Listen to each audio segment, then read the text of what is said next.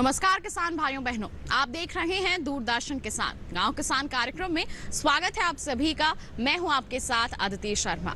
किसान भाइयों बहनों, गांव किसान कार्यक्रम में खेती किसानी और पशुपालन की बात होती है, साथ ही हमारे कामयाब किसान से मुलाकात होती है। तो आज के हमारे इस कार्यक्रम में क्या कुछ खास जानकारियां हम आपके लिए लेकर आए हैं, जानने के लिए आइए शुरुआत करें आज के अंक की।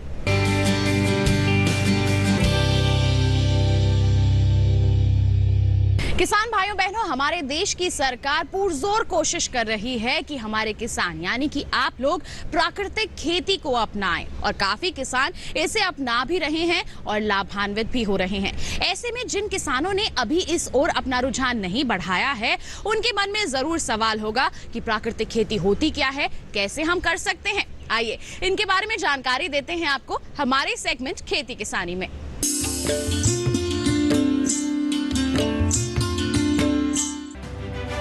रासायनिक खेती और उसके दुष्प्रभावों से हम सभी वाकिफ हैं। खेती में ज्यादा मुनाफे के लिए किसान रासायनिक खाद का इस्तेमाल कर रहे हैं, लेकिन रासायनिक खेती के दुर्गामी परिणाम को देखते हुए अब किसान वापस उसी राह पर चलना चाहते हैं जो प्रकृति में जाकर मिलती है। रसायन के इस्तेमाल से मिट्टी की उर्वरा शक्ति में लगातार कमी होने लगती है और एक समय ऐसा आता है जब भूमि बंजर हो जाती है। साथ ही इस तरह से तैयार होने वाली फसलें हमारे शरीर में कई तरह की व्याधियों का कारण बनती है। वहीं प्राकृतिक और जैविक खेती से प्रकृति और पर्यावरण में संतुलन रखते हुए खेती की जाती है। इसमें रासायनिक खाद और कीटनाशकों का उपयोग न करके खेत में गोबर की खाद, जीवामृत, जीवाणु खाद, फसल अवशेष, फसल चक्र और प्रकृति में उपलब्ध खनिज से पौधों को पोषक तत्व दिए जाते हैं। इससे मिट्टी, पर्यावरण और हमारी सेहत सही बनी रहती है। इसीलिए सरकार अब प्राकृतिक और जैविक खेती को बढ़ावा दे रही है।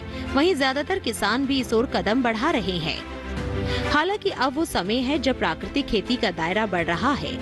भारत के उत्तर से लेकर दक्षिण तक किसान इसे अपना रहे हैं और मुनाफा भी कमा रहे हैं। खुद 20 सालों से प्राकृतिक कृषि करता हूँ और आज जो सरकार जो है और हमारे माननीय प्रधानमंत्री श्री जो है, वो अपने हर वक्तव्य में जहाँ भी जो विषय रखते हैं वहाँ प्राकृतिकता का वो हमेशा उल्लेख करते हैं। उसी ओर जाने के लिए सभी को प्रेरित करते हैं। और वो बात भी इतनी महत्व की है कि भाई आज जी की जो स्थिति है कृषि को लेके, वो चिंतित है। किसानों को लेके भी है और उसको उपभोक्ता जो ग्राहक वर्ग है उसको भी चिंतित करने वाली स्थिति है।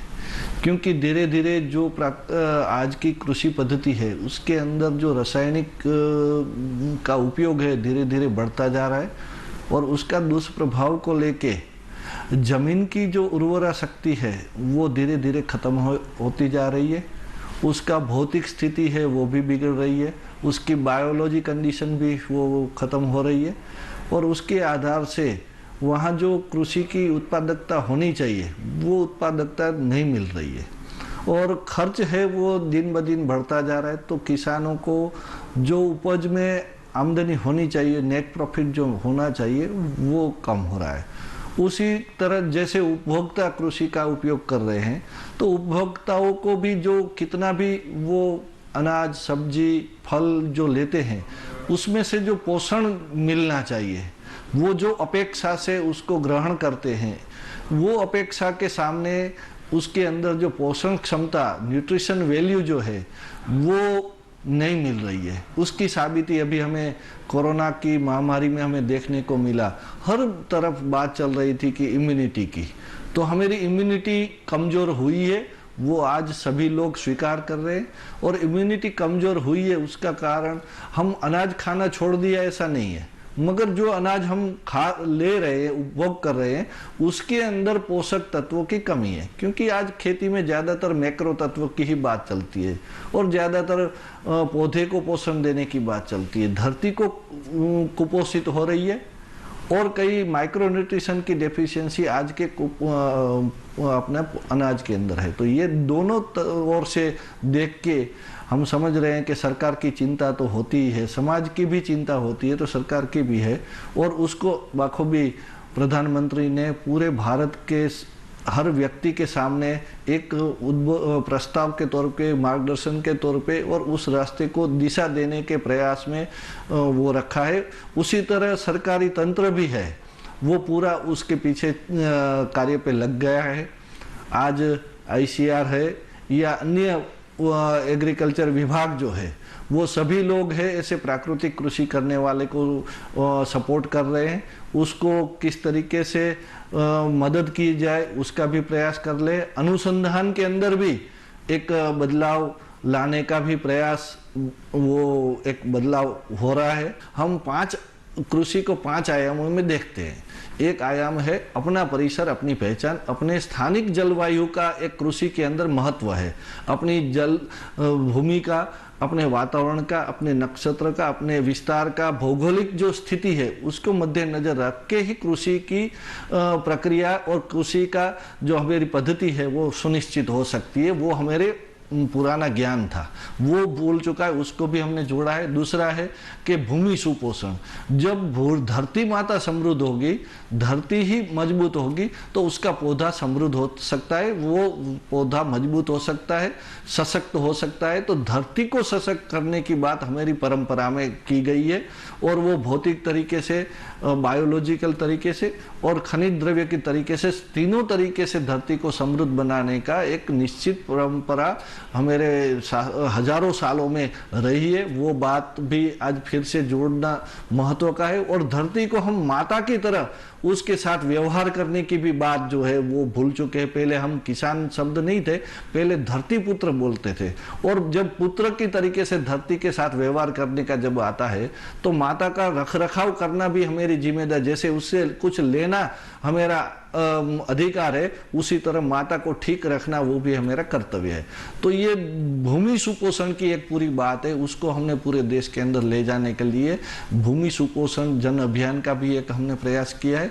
उस विषय को लोगों तक पहुंचाने का, उस विषय का महत्व बढ़े, उसका एक प्रयास हमने उस विषय को लेके, भूमि के विषय को लेके किया गया।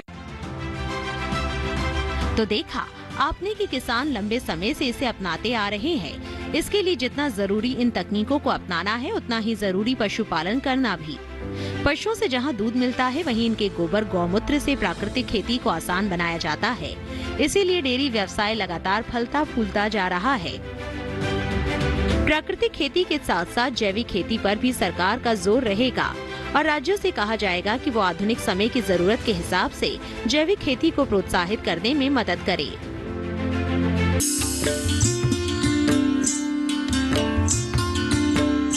किसान भाइयों बहनों, ये था हमारा सेगमेंट खेती किसानी। इसी के साथ बता दें आपको कार्यक्रम में वक्त हो चला है एक छोटे से ब्रेक का। आप कहीं मत जाइए, हम जल्द ही हाजिर होंगे। बने रहिए दूरदर्शन किसान पर, देखते रहिए हमारा कार्यक्रम गांव किसान।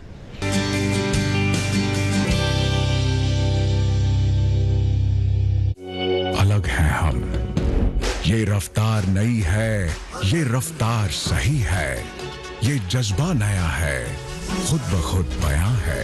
आयशर प्राइमर G3, जज्बा नया, जीत नई।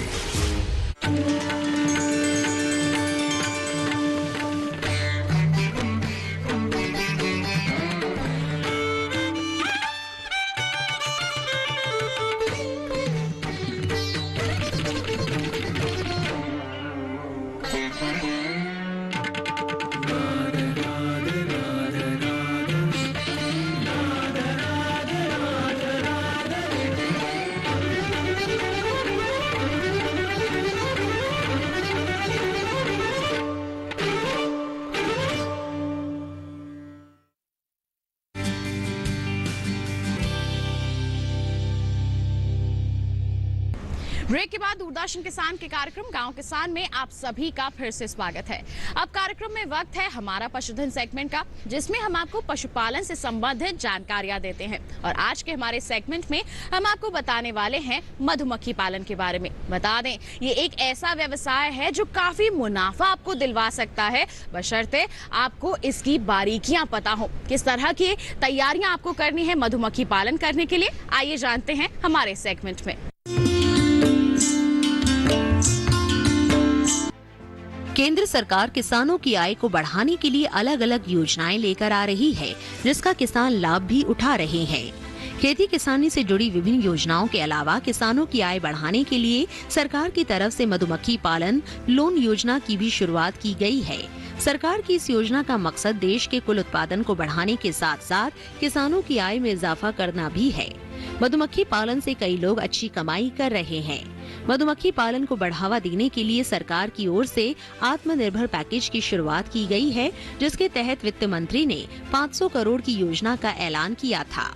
मधुमक्खी पालन से किसानों की आमदनी 2 गुना हो सकती है। देश के साथ साथ विदेशों में भी शहद की मांग लगातार बढ़ रही है। अंतर्राष्ट्रीय बाजार में शहद के अच्छे दाम मिलते हैं।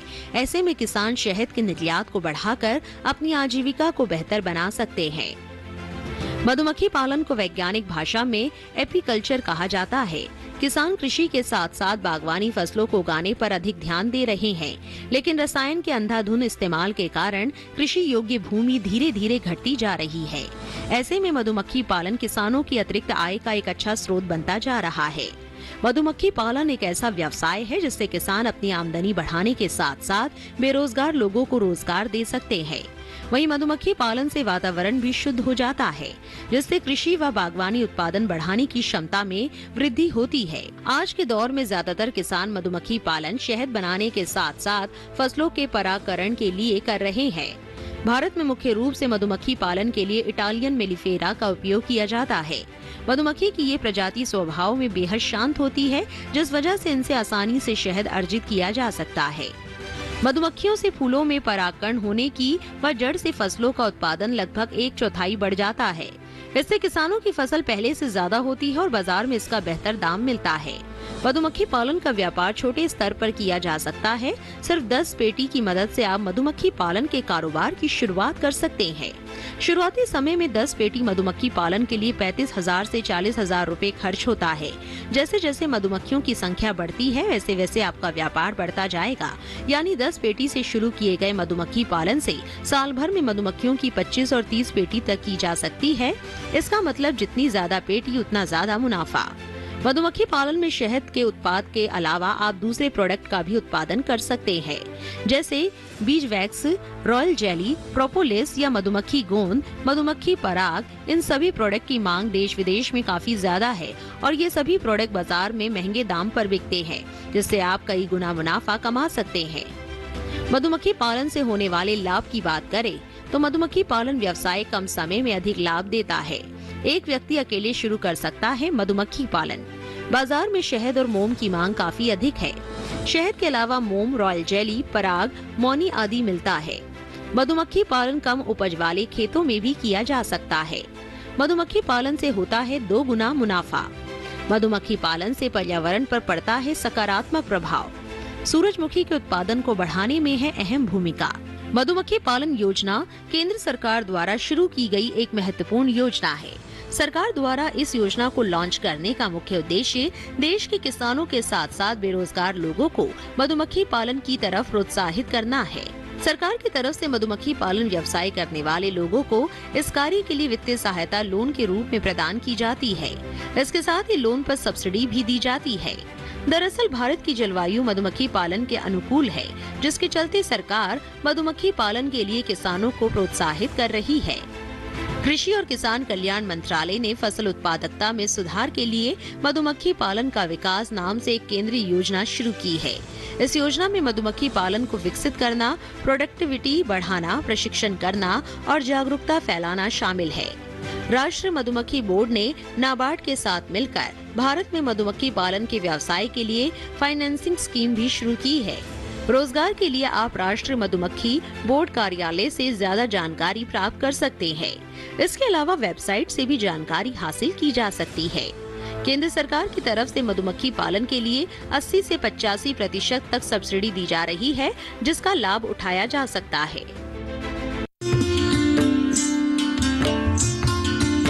अब कार्यक्रम में वक्त हो चला है पशुपालक कैलेंडर पर नजर डालने का। तो क्या कहता है इस माह का पशुपालक कैलेंडर, आइए जानते हैं। इस माह से सर्दी की दस्तक शुरू हो जाती है। ऐसे में पशु को ठंड से बचाने के उपाय करें। सर्दी के मौसम में गाय व भैंस के ब्याने की संभावनाएं ज्यादा रहती हैं। ऐसे में पशु के लिए संतुलित आहार व आवास का उचित प्रबंध करें। FMD का टीकाकरण अगर नहीं करवाया हो तो करवा लें। बीमारी फैलने पर पोटेशियम परमैंगनेट सॉल्यूशन से घाव को धोते रहना चाहिए व पशु चिकित्सक से सलाह ले। इस समय पशु को एंथ्रेक्स का टीकाकरण भी करवा ले। बकरियों व भेड़ों को पीपीआर का टीका लगवा ले। ठंड से बचने के लिए पशुओं को रोज 25 से 50 ग्राम गुड़ खिलाएं। दुधारू पशुओं को 50 से 100 मिलीलीटर तरल कैल्शियम फास्फोरस पिलाएं। पशु की डीवर्मिंग पर ध्यान दें। यदि समय ज्यादा निकल गया है तो डीवर्मिंग करा ले। पशुओं को एसिडोसिस यानी अफरा से बचाने के लिए संतुलित हरा चारा और दाना दे। इस माह में भेड़ पालक ऊन उतरवाने का काम कर ले। मुर्गियों के लिए सर्दी का मौसम सबसे अच्छा माना जाता है, इसलिए उनके आवास, आहार व स्वास्थ्य का खास ख्याल रखें। पशुशाला को बाह्य परजीवियों से बचाने के लिए उचित दवाओं का छिड़काव करें। तो ये था हमारा सेगमेंट हमारा पशुधन। इसी के साथ बता दें आपको कार्यक्रम में वक्त हो चला है एक और छोटे से ब्रेक का। आप कहीं मत जाइए, हम जल्द ही हाजिर होंगे। बने रहिए दूरदर्शन किसान पर, देखते रहिए हमारा कार्यक्रम गांव किसान।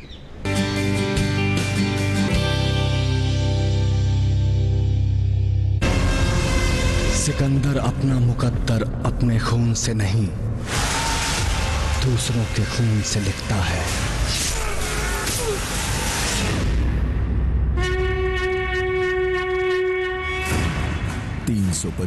ईसा पूर्व भारत एक खुशहाल और संपन्न देश था, जिसे सोने की चिड़िया भी कहा जाता था। पर उस पे विदेशियों की बुरी नजर पड़ी। शत्रु भीतर से हो या बाहर से आए, गुरु खड़ा रहेगा रक्षक बनकर।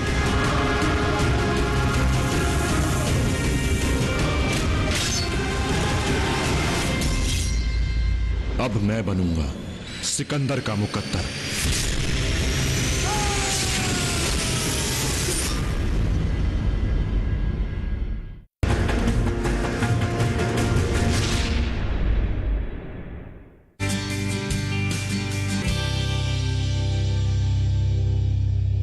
ब्रेक के बाद दूरदर्शन किसान के कार्यक्रम गांव किसान में आप सभी का फिर से स्वागत।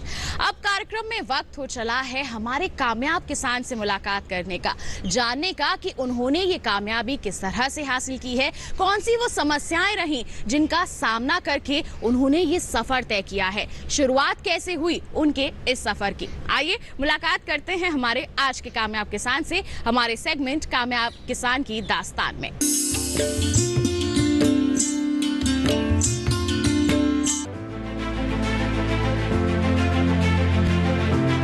खेती में ज्यादा मुनाफे की चाह ने रासायनिक उर्वरक के इस्तेमाल को बढ़ाया है, लेकिन साथ ही बढ़ी कई बीमारियां।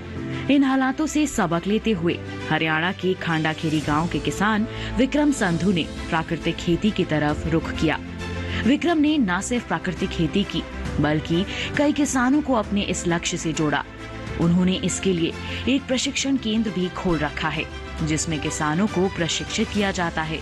साथ ही मुनाफे को किस तरह से बढ़ाया जाए, इस पर भी कई अहम कार्य किए जाते हैं। पुलिस विभाग में कार्यरत विक्रम संधू अपने वेतन का करीब 75% खेती में खर्च करते हैं। खेती करने का उद्देश्य लाभ कमाना नहीं, बल्कि किसानों में प्राकृतिक खेती के लिए जागरूकता लाना है। विक्रम के गांव खांडाखेरी में कई साल पहले कुछ लोग कैंसर की बीमारी से ग्रसित हो गए, जिसने उन्हें अंदर से आहत कर दिया। जब संधू को जानकारी मिली कि कैंसर की बीमारी के पीछे रासायनिक खाद है, तब उन्होंने रसायन मुक्त जैविक खेती करने का प्रण लिया। साथ ही लोगों को रासायनिक खेती के दुष्परिणाम समझाते हुए प्राकृतिक खेती के महत्व को भी समझाया। वो जिंदगी का टर्निंग पॉइंट था जब हमारे गांव में 5-6 मौतें कैंसर के कारण हो गई। उसके साथ साथ मैंने राजीव दीक्षित जी की एक वीडियो सुनी, जिसमें उन्होंने स्पष्ट समझा रखा था कि जो खेती किसानी में अंधाधुंध पेस्टिसाइड और खादों का प्रयोग होता है, जिसकी वजह से हमारे समाज में चारों तरफ कैंसर जैसी भयानक बीमारियां फैली हुई हैं। उसी दिन से मैंने प्रण ले लिया था कि भाई किसानों को रासायनिक खेती से जैविक खेती की तरफ मोड़ने के लिए जो भी मैं कर सकूंगा वो करूंगा। जब हमने इस जहर मुक्त खेती अभियान की शुरुआत करी तो हमारे गांव से 4 से 5 किसान मेरे साथ जुड़े हुए हैं। और जब शुरुआत में मैंने अपने खेत से शुरू किया तो पहले खेती की नहीं थी, अपने 2 किले थे उनसे ही मैंने जहर मुक्त जैविक खेती की शुरुआत की थी। और जब पहली फसल मैंने गेहूं की लगाई थी, उस गेहूं की फसल में 306 गेहूं 22 मन प्रति एकड़ की फसल ली गई थी, जो रासायनिक खेती के मुकाबले थोड़ी कम थी। इनके इस अभियान में 3 किसान भी शामिल हो गए।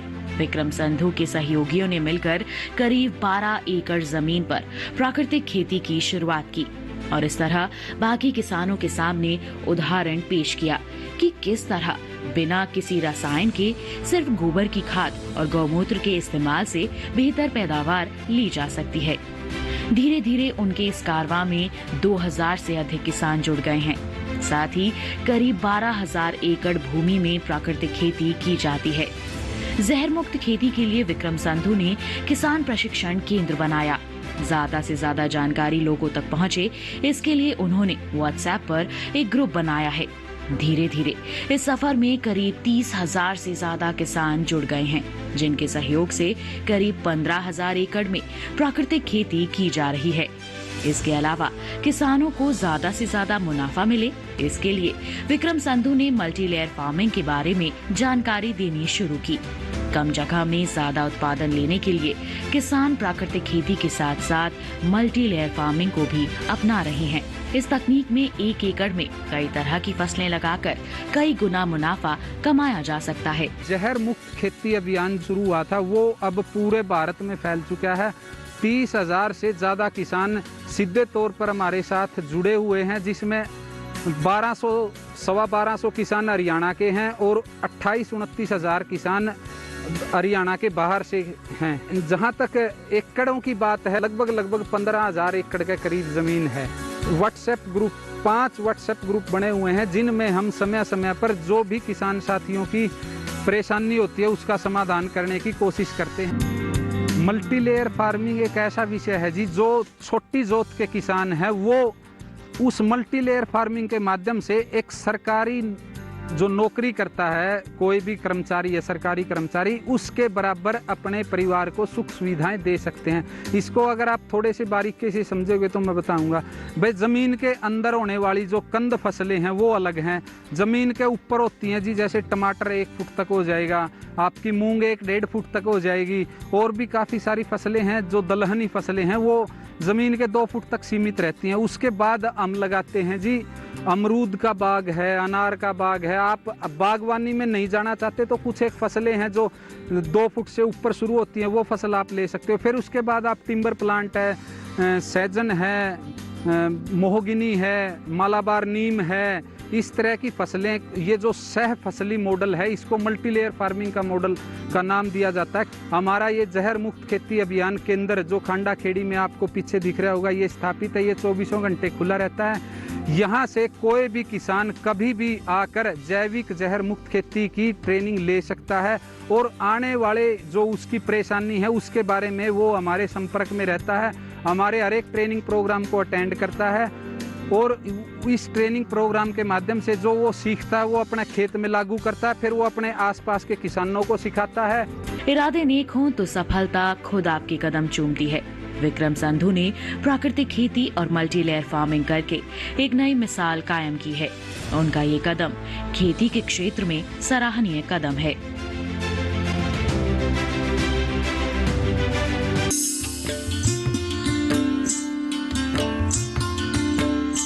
तो ये था हमारा आज का कार्यक्रम गांव किसान। उम्मीद करते हैं आज के कार्यक्रम में दी गई जानकारियां आपके लिए जरूर लाभकारी साबित होंगी। साथ ही एक और जानकारी आप तक पहुंचा दें कि दोबारा हमारा ये कार्यक्रम आपको देखना है तो टीवी स्क्रीन पर दिखाए जा रहे QR कोड को स्कैन कर लीजिए, सीधा आप पहुंच जाएंगे हमारे YouTube चैनल पर। तो किसान भाइयों बहनों, इसी के साथ आज के लिए इतना ही। अगले अंक में होगी आपसे मुलाकात, तब तक के लिए हमें दीजिए इजाजत। आप बने रहिए दूरदर्शन किसान पर। नमस्कार।